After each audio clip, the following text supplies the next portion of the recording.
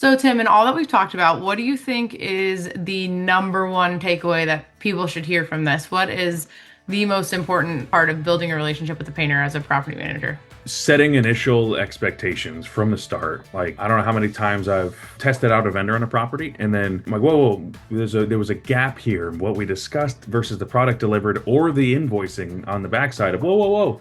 I didn't need all that. Or I show up to a property and I wanted the whole thing to be painted and they touched it up when I have a client moving in the next day. And then it's a whole ordeal to get that corrected. So setting expectations from the very beginning, and property managers are good at this. Like, this is what we deal with day in and day out. But if a painter can or a vendor can meet you there and say, hey, what do you need for me? Give me some clear guidelines. What kind of painting are we talking about? What's the standard of finish?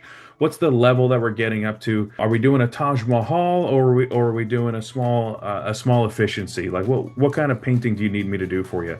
Starting asking those questions, me as a property manager, be like, whoa, a lot's alleviated off of my plate, because they're asking what do they need from me instead of me just telling them, hoping they heard me, and then at the end of the day, hoping that right before a tenant's moving in, that we hit the mark together. I'd say starting from there, asking the property manager, how do they want their properties? What kind of style, finish? What are the expectations?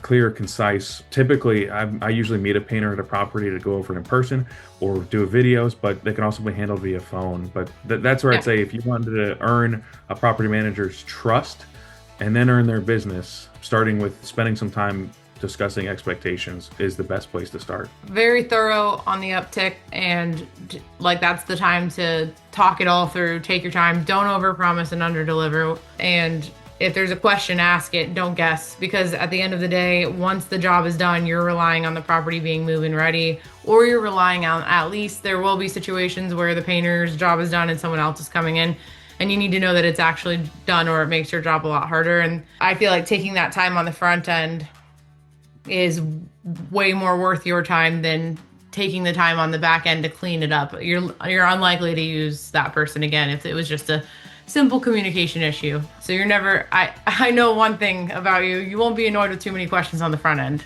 You'd rather that be thorough. Yeah, that'll get me excited about the opportunity to keep using a vendor and utilizing their services, versus me standing in the property on my phone saying, hey, you forgot to paint the inside of the front door, and the vendor says, oh, we never talked about that.